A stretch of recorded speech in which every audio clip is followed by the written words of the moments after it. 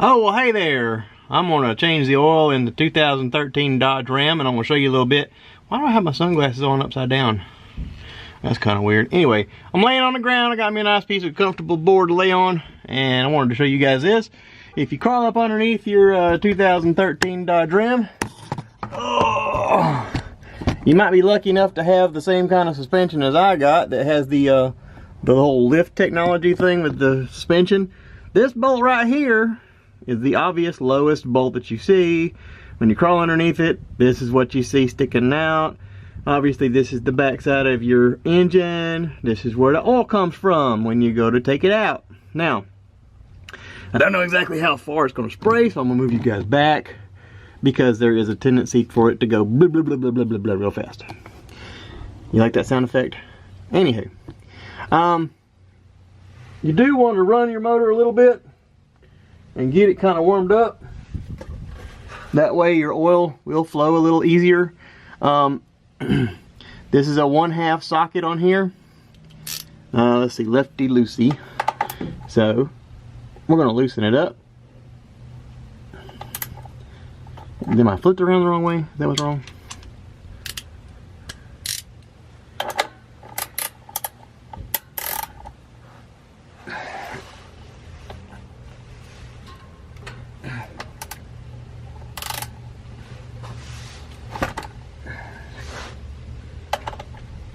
What's with these reversed deals here? I thought I was going lefty loosey, and instead it's righty tighty. But it didn't tighten it, it loosened it. That's just not right. Alright, so I did run the motor a little bit, so it is a little warm. You want to be careful when you're taking this off because this is going to be a little warm. Now, I did let the vehicle sit for about 15 minutes to cool down a little bit. But as you take this bolt out, it's going to drip, but you want to go ahead and pull the bolt out and let it pour. Okay? That's important. Let it pour. Now, in this process, I had a rag. I don't know where I put the rag. I can feel the rag by my foot. For some reason, I put it way down there. There we go. Ah! See my rag? Anyway, I'm just going to dry this off real quick. I don't want to lose where I put it, so I'm going to sit it on the ground right here. I'm not going to move it anywhere. As this drains out now, it's going to fill up this container. You want to make sure you got a container that's big enough to hold the oil that you're in. This container here is a 7-quart container. Now, it holds a little bit more than 7 quarts, but this engine has 7 quarts worth of oil in it. So as it's draining out, you see how it starts to move? You want to move your oil thing underneath it so that it catches it.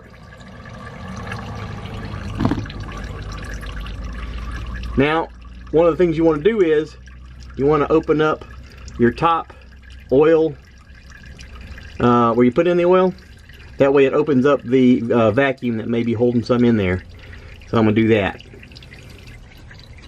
Alright, up on top of here, this is what you want to unscrew. I need something to stand on. Hang on. Alright, I got me a ladder. Anyway, you just want to open this up. And it says on your cap that you need FW20 oil. That's what you need for this.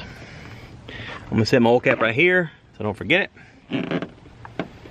Now what that does is, like I said, it opens up that vacuum. That way if there's any oil that's kind of trapped in the little spots, it'll start flowing through and it'll continue to flow through. Alright. Alright, you can see that the dripping is starting to be done. You can sit here forever letting it drip, but there's no point. Let me adjust the legs on this. Raise you up, guys, a little bit more. There we go. Alright. Now with it dripping, you can just take this bolt, go ahead and screw it back in by hand. Right about there is good.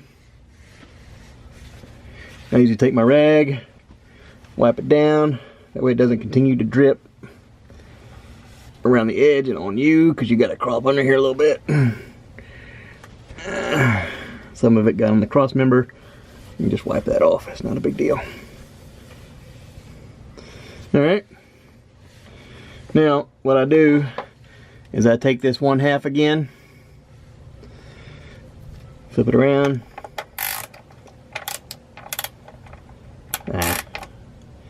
Now just give it a tug. You don't want it to you don't want to muscle it and end up breaking something on here. You just want that tight so that it doesn't keep dripping. Okay. Now the oil filter needs to be replaced. I've got a replacement oil filter. Again, I'm not sponsored by Fram or anything like that. I just prefer them. I like the way they feel and work. This 1060? 1060. They got different versions of it, but 1060 is always the last numbers on it. Fits this 2013 Dodge Ram. If you open up the box here, open up the box, I'll show you what it looks like. This is what it looks like. Okay, it'll go in there. It's got a spot for your hands. It has this kind of tacky feel to it that lets you hand tighten it. You hand tighten it because if you use any kind of tool or something, you'll end up breaking it. So it's just a hand tighten. For some reason, Fram's the only company I know of that puts this tacky stuff on it for your feel. Most companies, they're slick, and as you're turning it, your hand slides. And I don't like that. Some people say that's a safety feature as well. That way you don't tighten it too much and even by hand. But I like this feel. Anyway, I'm gonna set this down. I'm gonna keep my box because I'm gonna put my old filter inside of here when I take it off. I'm just gonna keep it open. But now I gotta kind of crawl under here a little bit and remember where I get the where I get it out of. So you guys hang on just a second. All right, so looking under the engine on the passenger side, I just crawled in underneath. See, I was over there showing you guys this bolt. I crawled in on the opposite side of the truck, and looking up through here, you can see the old filter that I've got. Okay, now you can't hand turn this once it's been on there for a while. You need a tool, and I just happen to have the right tool. All right, so you just want to be able to grip it and loosen it up. Let's see. All right, you can feel it starting to loosen, and you just want to set the tool to the side because you're not going to use it anymore. All right, and we just hand unscrew it. Now it's going to have oil come out from it, so you want to make sure that your oil reserve, your oil catch, is underneath it, so that when the oil drips out, it's going to drip where it's supposed to. Now, a good rule of thumb is to just let this thing drip for a while until it starts to slow down, because otherwise you're just going to get your hand covered in oil. Not this much, but a lot more. You can see it's already starting to let up a little bit. That's a good sign. Just let it drip. It's fine. It didn't take a long time. You just start to hand turn it, and it's probably going to drip some more as you go. There's no way to keep the oil off of you unless you wear gloves and that kind of stuff. It's going to get on your hands. Now again, I said you wanted your engine to be warm so that the oil flows, but you also don't want to do this when the engine is hot, because the oil will be hot and it'll burn the crap out of your hand. Alright, so it just rocked loose. Now you just feed it through here to get it out.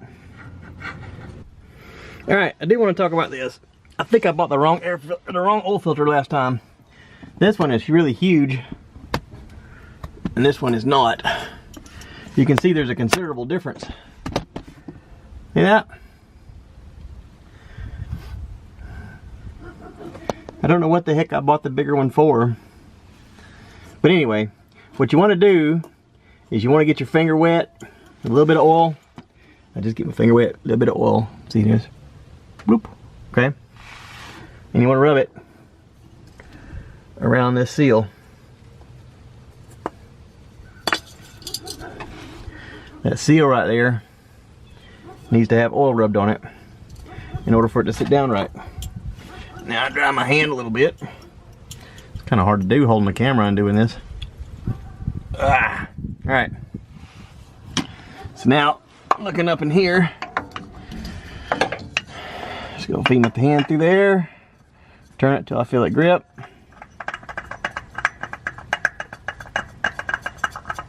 It's gripping.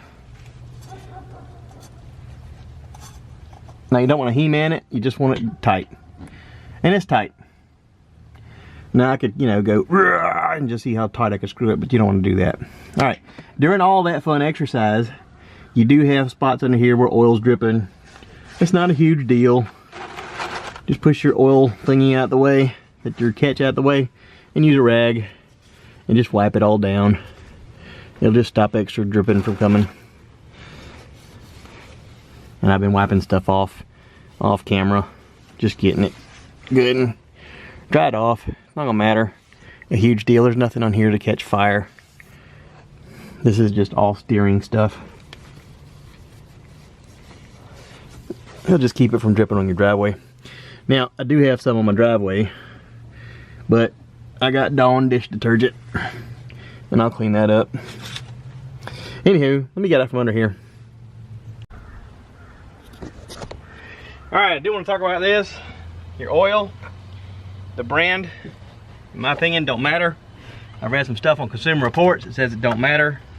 As long as it has that seal on the back, a little round seal that says SAE certified, you're good to go. This is 2 quarts. 2 quarts of 5W20. It always helps to have a good funnel. I dated a girl one time that said something about, she thought that funnels had something to do with guys' masculinity or their projection of their male whatever. She was an idiot. Sometimes funnels are just used to put fluid in a thing you can't get to from a weird angle. Hey, girl, Michelle, if you're still watching this, that was a dumb thing to say. Of course you were a teenager. We all say dumb crap when we're young. Anyway, that's 2 quarts, and this is 5. These do take 7 quarts on the 2013 Dodge Ram. You want to pour it slow enough that you don't overfill your funnel.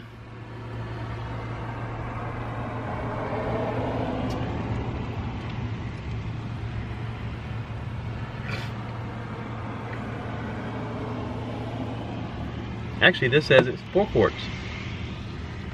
No, it says 5 quarts on the bottle. What am I reading 4 quarts? Oh, on the side. Never mind. I'm silly. Alright, so we're putting in our 5 quarts. We already have 2, that should be 7. We'll double check the dipstick to make sure we're right. Glug, glug, glug, glug, glug.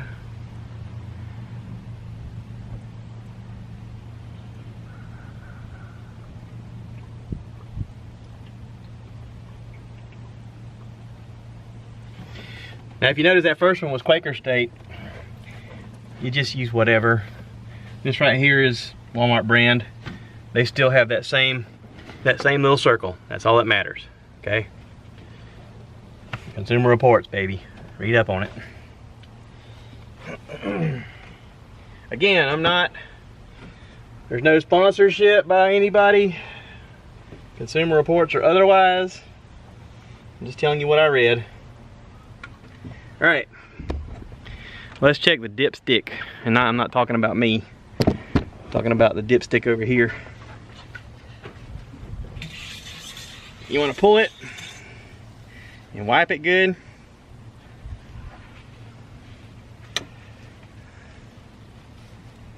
Make sure it's good and dried off.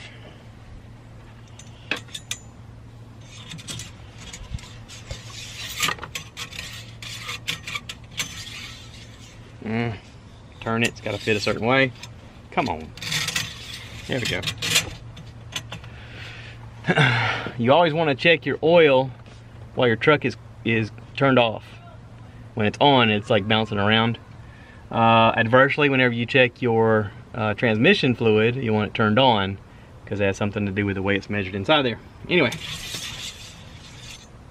this now says we're good. Says we're good. Good, good. Alrighty. Now we got to do is take our funnel off and put the cap back on and clean up and give it a start test. I say give it a start test because What you don't want, you don't want to go, yeah, I'm done, and you walk away from it and find out that you got something leaking. Now, I was told when I was younger that when you add the oil, you should glance underneath it real quick and just make sure nothing's dribbling out. But if you tighten everything on, why should it dribble out? But anyway, we're gonna look anyway. How about that? I got the cap back on there. Now we'll take a look underneath. Move my junk out the way. Let's take a look. All right, taking a look. I can see nothing's dripping. The spot where my little plug is, that right there, that's clean. The spot where I got my filter, that's clean. All I need to do now is drive out from over top of this and then clean this up. Some people like cool camera angles. Now this for a cool camera angle. We'll set you guys up. There we go, that was cool. Move this out of the way. Close this.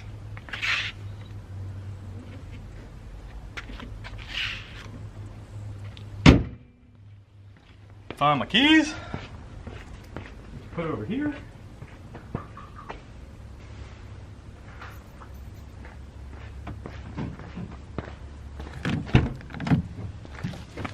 We'll give it a crank.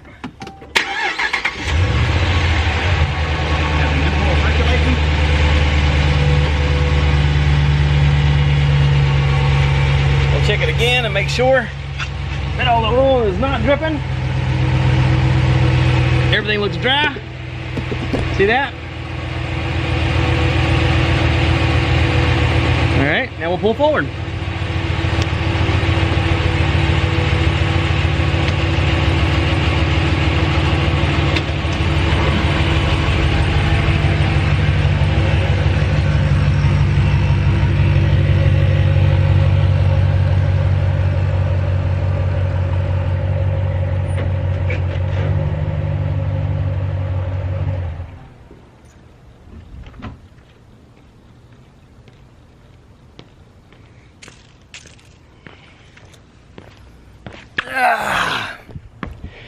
All right. Now, if you did your job right, you just made a little mess and not a huge mess. I got to clean this up.